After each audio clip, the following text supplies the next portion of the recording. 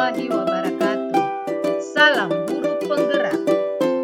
Pada kesempatan kali ini, saya Irma Duko Malamo, calon guru penggerak angkatan 9 dari Kota Ambon.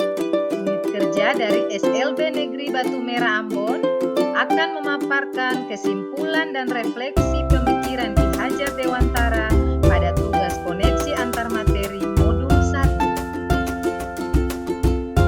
Saya akan merefleksi diri saya melalui 3 pertanyaan berikut ini. 1. Apa yang saya percaya tentang murid dan pembelajaran di kelas sebelum saya mempelajari modul 1.1? 2. Apa yang berubah dari pemikiran atau perilaku Anda setelah mempelajari modul ini? 3. Apa yang dapat segera Anda terapkan lebih baik agar kelas Anda mencerminkan pemikiran Ki Hajar Dewantara? Saya percaya tentang murid dan pembelajaran di kelas sebelum saya mempelajari modul 1.1 bahwa murid adalah seorang anak yang dititipkan orang tua kepada sekolah, dalam hal ini guru, untuk dididik baik sikap, pengetahuan, keterampilan, dan potensi yang dimiliki anak. Selama ini yang terjadi, guru mendominasi pembelajaran atau teacher center. Dalam pembelajaran, saya terlalu banyak berceramah dan siswa hanya duduk, diam, dan mendengar. Kemudian pembelajaran itu hanya berfokus pada ketercapaian materi atau mengutamakan aspek kognitif pada anak. Padahal, pendidikan bukan hanya mentransfer ilmu saja, tapi sejatinya ada aspek lain yang perlu diperhatikan. Kemudian siswa pasif dan motivasi belajarnya rendah. Saya merasakan ketika pembelajaran, anak merasa tidak semangat dalam belajar. Ketika saya bertanya apakah ada pertanyaan, mereka hanya diam. Kemudian suasana kelas yang tertib, tenang, dan anak-anak hanya fokus pada guru. Peserta didik hanya fokus kepada guru tetapi tidak memahami apa yang disampaikan dalam pembelajaran. Berikut adalah kegiatan belajar mengajar sebelum mempelajari modul 1. Di sini siswa hanya menulis dan menyelesaikan soal-soal yang diberikan oleh guru. Setelah mereka mendengar penjelasan guru, peserta didik atau murid menyelesaikan soal-soal yang sudah disediakan oleh guru. Kemudian penilaian hanya dilihat saat anak mengerjakan LKPD atau lembar kerja peserta didik. Setelah saya mempelajari modul 1.1 yang berubah dari pemikiran atau perilaku diri saya adalah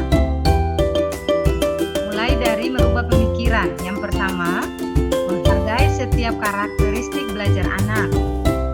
Saya lebih menghargai karakteristik belajar anak karena anak terlahir berbeda dan setiap individu memiliki keunikannya masing-masing. Saya yakin dengan perbedaan ini akan menjadikan pembelajaran yang lebih berwarna, sebagaimana saya sebagai seorang pamong, yaitu menuntun anak sesuai dengan kodratnya. Yang kedua, guru bukan merupakan satu-satunya sumber belajar. Apapun yang ada di sekitar kita, bisa kita gunakan sebagai sumber belajar anak. Anak bebas memilih sumber belajar yang berasal dari mana saja. Tugas guru hanya menuntun dan mengarahkan mana yang baik dan mana yang tidak baik. Kemudian yang ketiga, pembelajaran berpusat pada siswa. Ya, dengan aktivitas yang berpusat pada anak atau siswa, anak akan menjadi lebih aktif dan terlibat dalam setiap proses pembelajaran.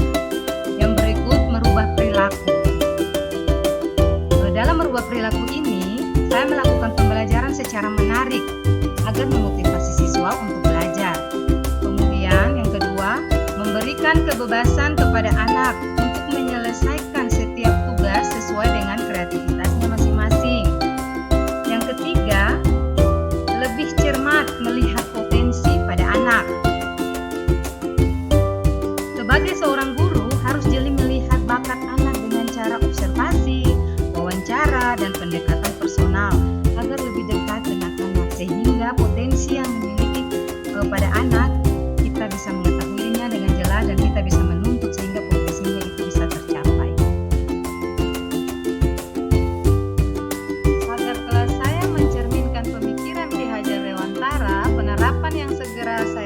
lakukan adalah: 1. Merancang pembelajaran yang menyenangkan dengan melibatkan peserta didik.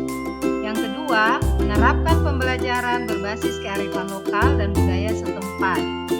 Hal ini penting untuk kita terapkan kepada anak-anak saat ini, karena perkembangan iptek banyak anak yang hilang nilai budayanya. Saya akan berusaha menerapkan materi dalam kehidupan sehari-hari. Yang ketiga, menerapkan konsep merdeka belajar.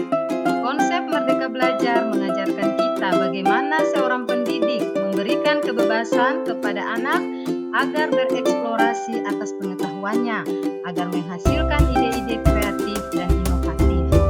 Yang keempat, pembelajaran yang mengutamakan aspek budi pekerti, yaitu pembiasaan-pembiasaan baik yang selalu saya teladankan kepada siswa tentang bagaimana mereka bersikap agar menjadi pribadi yang lebih baik.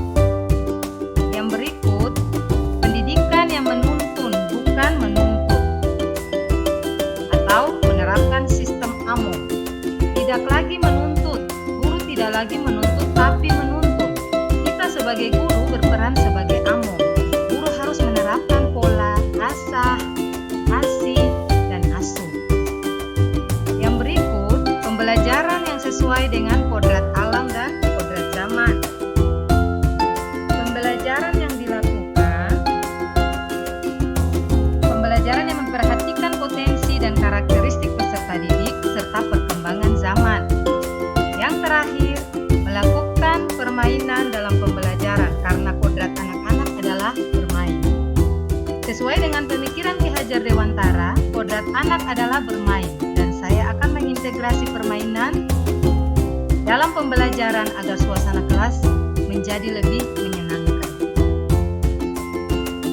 Kesimpulannya yaitu, pendidikan adalah menuntun anak sesuai dengan minat dan bakatnya. Pendidikan bukan hanya ilmu akademis, melainkan perlu adanya penanaman budi pekerti yang baik.